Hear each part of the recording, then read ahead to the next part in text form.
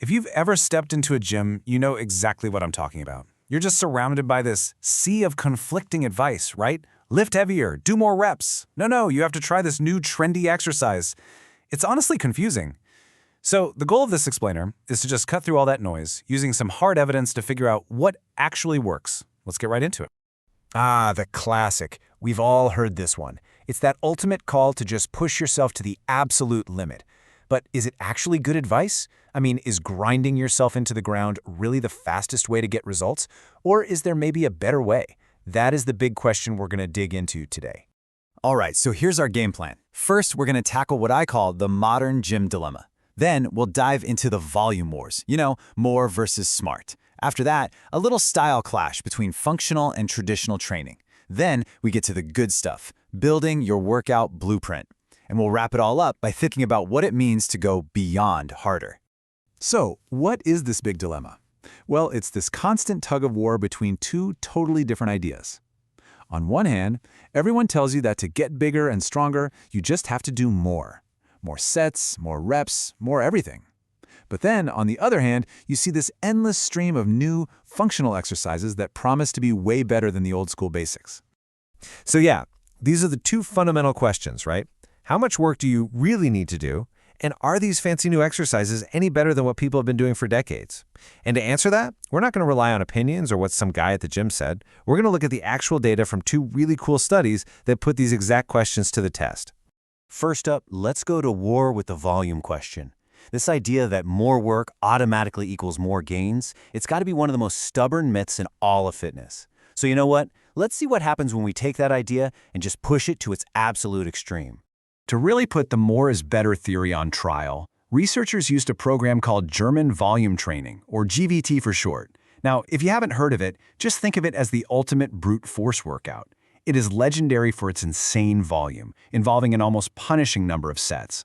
Now, the setup for this study was just brilliant in its simplicity. They took experienced lifters, and for 12 weeks they split them into two groups. Both groups did the exact same exercises.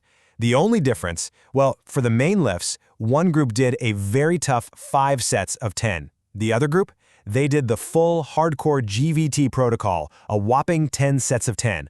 Literally double the work. So, who got stronger? I'll take a look at this graph. It tells the whole story. See that solid line shooting up? That's the 5-set group's bench press strength, a huge increase. Now look at the dotted line. That's the 10-set group. They barely improved at all. It's kind of shocking, right? The group that did half the work got significantly better results. And you don't even have to take my word for it. This is straight from the researchers. They basically said that doing more than 5 sets in exercise just doesn't lead to any extra gains in strength or muscle size. Hypertrophy is just the sciencey word for that. It pretty much proves there's a point where you're just spinning your wheels. But get this, it actually gets even crazier. Not only did all that extra volume not help, it seems like it might have actually hurt them. In the second half of the study, the 10-set group lost muscle mass in their legs. Their bodies were so fried from the excessive volume that they just couldn't recover. So more wasn't just not better, it was worse. Okay, so myth busted. More isn't always better. So let's pivot to our second big question. What about the type of exercises we do? Is all this new school functional training on wobbly surfaces really any better than the tried and true basics? So first, let's just be clear about what we're talking about here. When we say functional resistance training, we're talking about taking a normal exercise and doing it on an unstable surface. You've seen it, people doing squats on a Bosu ball or bench pressing on a big Swiss ball. The whole idea is that challenging your balance is supposed to translate better to real life. And this table here breaks it down perfectly. On the left, you've got the traditional group doing normal barbell squats on solid ground. On the right, the functional group is doing the same core movement, but they're trying to do it on top of a Bosu ball. Same idea for the other exercises. So researchers put these two styles head-to-head for 6 weeks with a group of guys who were new to lifting. One group did the basics, the other did the balancing act. They measured everything: strength, power, endurance, the whole shebang. So, did all the fancy, unstable stuff actually win? Let's just look at one simple measure of explosive power: how far they could throw a medicine ball. After the 6 weeks, the traditional group improved their throw by about 0.4 meters. A nice solid improvement. And what about the functional group? Well, they improved by 0.3 meters.